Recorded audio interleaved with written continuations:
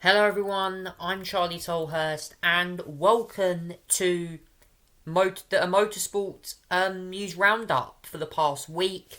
And yes, today is an important day as well, also D-Day to all those people who've been out there. 6th of June, today obviously we're celebrating 80 years since the D-Day veterans in Normandy as well. I'd like to pay my respects to everyone who served for our country during that time, during the Second World War. But Motorsport pays their respects as well, but we have a busy weekend of motorsport action. Plenty of news over the past week from Formula 1, IndyCar, British touring cars as well. Lots of motorsport to get through. In terms of racing, last weekend we had the Chevrolet Detroit Grand Prix for the IndyCar NTTT IndyCar Series, which Scott Dixon won the race.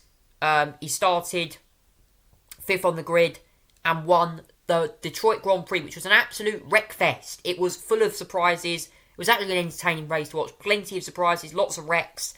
Yes, exactly that. In the end, well, not many finishes. Apart from Christian Rasmussen, who was the only driver that retired, really. Pretty much everyone finished, but there was collisions galore, and several drivers were well behind. Scott Dixon took the eventual win, leading 35 laps of that race. I think there was nearly 100 laps in that race, from what I remember, about 97, something like that. It was on a street. It was a street circuit, street course they were on. Before also former Indy 500 winner Marcus Ericsson finishing second. Marcus Armstrong with a very good drive, third position from funny enough 19th on the grid. Marcus Armstrong managed to negotiate his way through the traffic and finish in third position. What a result for him. Carl Kirkwood was fourth. Alexander Rossi was fifth in the Arrow McLaren. Then Will Power, Pato Ward, the other Arrow McLaren, in seventh. Rosenquist was eighth. Ferrucci was ninth. And Teo Porcher was in 10th position. I believe he's also, I'm not sure if he's a stand-in as well. But he got several other drivers. Renus VK was also hit as well. Romain Grosjean had contact as well. Joseph Newgarden also, the Indy 500 winner, also had contact during the race as well. Several drivers crashed into each other. It was an absolute, as I said, Colton Herta even led most of the race.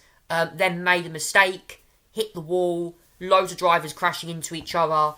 It was a complete chaos. And in the end, it was Scott Dixon who came out the eventual winner. Wow, what a race that was in Detroit.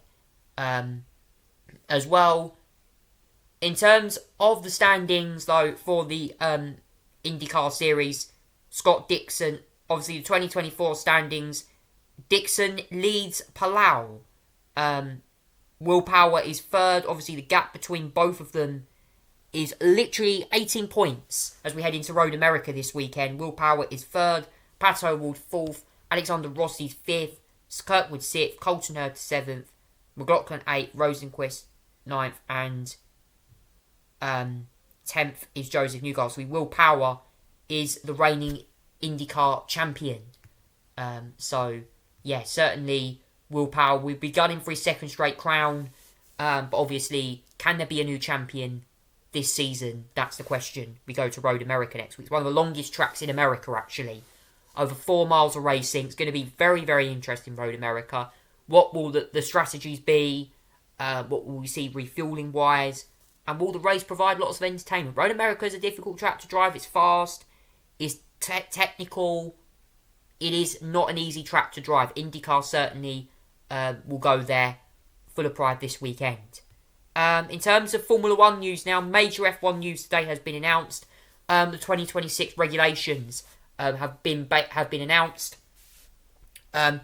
The F1's governing body, the FIA, has unveiled agile, competitive, safer, and more sustainable set of regulations for 2026 and beyond. Formula 1 teams will have more agile cars which are 30 kilograms lighter, thus be able to better side-by-side on track. There'll be a redesigned power unit featuring battery power and a split internal combustion engine and electric power, plus the use of 100% sustainable fuel, still hybrid engines. Active aerodynamics in the form movable front and rear wings. That will also mean as well, potentially, for also what I understand as well, according to sources, DRS will be scrapped in 2026. I believe there is going to be a similar system that will be used in IndyCar called Push to Pass. I'm not entirely sure what it's going to be, but we know that as well. Increased overtaking opportunities through the introduction of a new system. It gives drivers a short burst of additional power within 1 second of the car in front. So that could be like a push to pass like we see in IndyCar. Improved safety through stronger structures and tougher tests, and commitment to a record number of 6 power unit manufacturers. They're now set to be ratified at the World Motorsport Council on the 28th of June. So, obviously, Formula 1 head this weekend to Montreal in Canada for the Canadian Grand Prix. There'll be a full review on next week's video about that, going through the results. Obviously, last time out in Monaco, Charles Leclerc, Ferrari took the win. So yeah, it's going to be interesting. What will Red Bull's reign be like? We know Sergio Perez is staying on till 2026. A very interesting move by Red Bull. Very early as well, Perez has announced this, given we've still got a long way left in the season. What's his form going to be like, given he's had a couple of difficult races? And also as well, Esteban Ocon will not be racing for Alpine at the end of the season. You might have seen me on social media. I've been very critical of Esteban Ocon lately, particularly his crash at the Monaco Grand Prix, which I thought was totally self-inflicted. Ocon made a very clumsy move, and, I know Jolie and Palmer kind of disagreed with a lot of people, but I still thought that the move was very ill-judged and never have happened. But yes, Ocon leaves Alpine. What's the future like for RB as well? Will Yuki Tsunoda and Daniel Ricciardo be there? Mercedes out of the seat up for grabs. We know that Williams have got one. Carlos Sainz really only has couple of options now. It's either going to be Williams or maybe Alfa Romeo or Aston Martin. There are a few options at Sainz. I think there's going to be rumours around the Spanish Grand Prix that's going to be revealed. So that's all I'm going to say on the Formula 1. Also this weekend as well sees the return of the British Touring Car Championship. A very famous, obviously, I love the series. In terms of this weekend, we're going to the fastest track on the calendar. One of the fastest tracks in the country, actually, Thruxton, here in England. UK, of course, Thruxton is very popular, actually, among BTCC fans. It has 11 corners, 2.3 miles long, and literally, obviously, very fast. In terms of the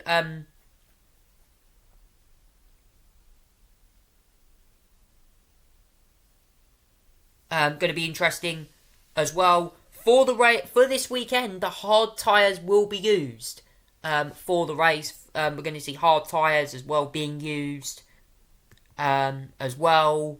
Looks like no mediums, no softs available. So hard tyres really are going to be the main key. Obviously wanting durability for this race.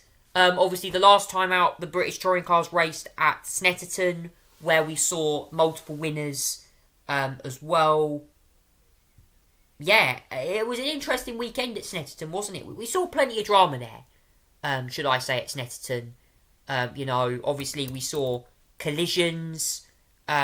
We saw a win for Rob Huff as well, who won for the first time in many years in the British Touring Cars as well. Rob Huff and Andrew Watson are going to be hoping to get into the mix here, reverse grid race. Certainly Josh Cook and Aidan Moffat as well. Obviously it was in wet conditions. And also there was a historic podium, obviously, in that 1-2-3 race there as well. For Toyota, actually, which saw, obviously, Josh Cook, Rob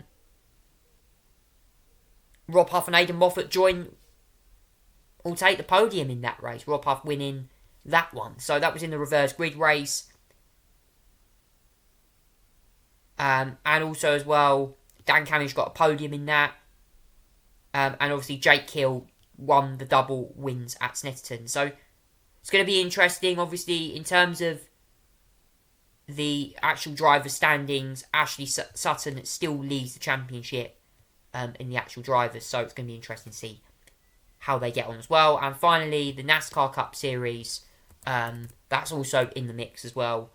The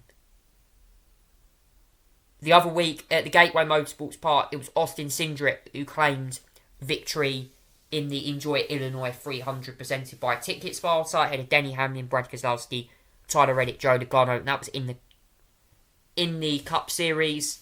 They go to Sonoma this weekend for one of the very first road course races of the year. And also as well, I'd like to mention this in NASCAR, some major news, some pretty sad news actually, from the NASCAR Cup Series being announced that Stuart Haas Racing will close its NASCAR operation at the end of the 2024 season. It's been announced by Tony Stewart and Gene Haas. Yeah. So a huge loss for NASCAR. Obviously, they fielded it in 2002, and yeah, certainly, what will that mean for the F1 team? The F1 team's still going to be functioning. That's another question. But obviously, in terms of NASCAR Cup Series, they will no longer be in the Cup Series as of next year as a full works team. Thank you so much for watching the Motorsport update today. We'll see you again next week for another edition. Take care and goodbye.